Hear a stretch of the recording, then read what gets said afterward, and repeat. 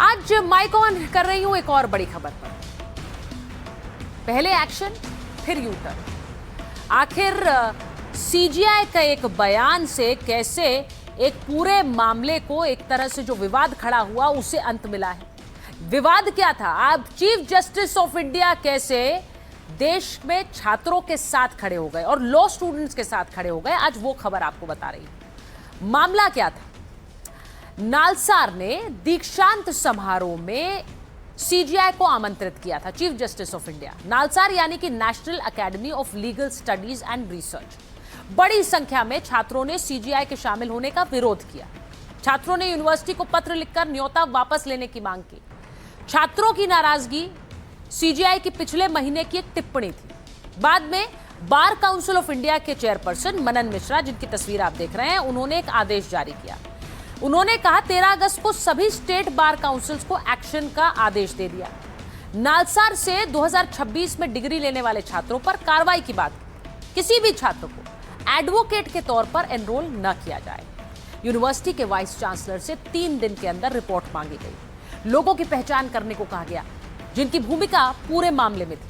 आदेश जारी करने के कुछ घंटे बाद बार काउंसिल ऑफ इंडिया ने अपना रुख बदल लिया। काउंसिल ने कहा कि नालसार के 2026 के ज्यादातर बच्चे तो निर्दोष हैं।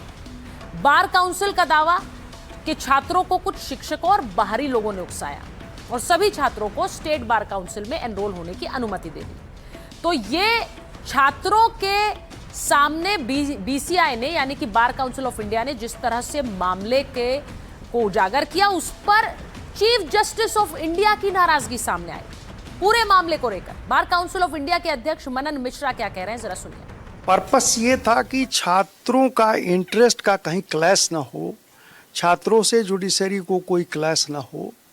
तो इसलिए देखिए, जैसे ही हमारे काउंसिल ने रियलाइज किया इस बात को कि छात्रों पर इंक्वायरी या कोई पनिशमेंट का कोई मतलब नहीं है, हम लोगों ने भी सब बैठ के हम लोगों ने डिसाइड किया कि नहीं, इसको हम विड्रॉ करते हैं। There will be no question of any inquiry or any punishment और कहीं कुछ नहीं। तुरंत वो ऑर्डर विदिन 40 मिनट्स जो है वो मॉडिफाई हुआ ऑर्डर, और रात में फिर after thorough discussion and deliberations we have close this chapter fully. Now there will be no question of any inquiry, anything.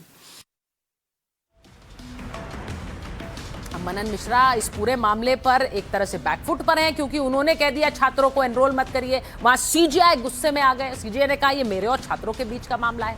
आपको बताती हूं कि नालसार में छात्रों का पंजीयन रोकने पर बार काउंसिल ऑफ इंडिया को फटकार मिली।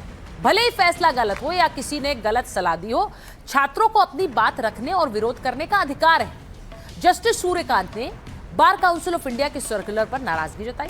सीजीआई ने कहा यह मेरे और उन छात्रों के बीच का मामला है, इस मामले को मुद्दा बनाने की जरूरत नहीं है। सीजीआई सूर्यकांत बार काउंसिल ने कहा कि बार काउंसिल इसमें दखल देने वाला कौन होता है? अगर छात्र कानून के दायरे में रहकर अपनी बात रख रहे हैं तो उन्हें अपनी आवाज उठाने की अनुमति होनी चाहिए। मैं खुद ऐसा छात्र रहा हूं जो प्रदर्शनों में शामिल होता था। यानी बार काउंसिल ऑफ इंडिया ने अपने आप स्वतः संज्ञान लेते हुए नालसार के स्टूडेंट्स को एनरोलमेंट से बार करने की कोशिश की। सीजीआई इस पर नाराज हो गए और सीजीआई ने कहा यह मेरे और छात्रों के बीच की बात है, आप कौन होते हैं इसमें दखल देने वाले? अब इस विवाद के दौरान सीजेपी यानी कि कॉकरोच जनता पार्टी के फाउंडर अभिजीत दिपके का पोस्ट आ गया। दिपके ने लिखा कि मनन मिश्रा इस्तीफा दो, क्या यह नई मुहिम होनी चाहिए? उन्होंने इसे सीधे सीधे एक मुहिम से जोड़ दिया। क्योंकि ये युवाओं और जेनजी से जुड़ा मुद्दा था, तो अभिजीत दिपके और सीजेपी की एंट्री हो गई। अब इसके बाद आज चीफ जस्टिस ऑफ इंडिया ने कॉकरोच वाले बयान का भी फिर से जिक्र किया और उन्होंने कहा कि उनकी बातों को गलत तरीके से पेश किया गया। उनका यह कहना था कि मेरी बातों का बुरी नीयत से गलत इस्तेमाल किया गया। सीजीआई ने सुप्रीम कोर्ट में एक मामले की सुनवाई के दौरान कुछ लोगों की तुलना कॉकरोच से की थी, जो सिस्टम पर हमला करने के लिए सोशल मीडिया या आरटीआई एक्टिविस्ट बन जाते हैं। लेकिन सीजीआई का कहना है कि उनकी बातों को गलत तरीके से दिखाया गया और उसे लेकर एक पूरी सीजेपी बना दी गई, जो कि गलत था, और उनके बयान को तोड़ मरोड़ कर पेश करके एक तरह से एक अलग मुहिम की तरह पेश कर दिया गया। आज उन्होंने उस पर भी सफाई दी। और माई कौन है में आज के लिए फिलहाल इतना ही। आपसे मुलाकात होगी सोमवार रात 8 बजे।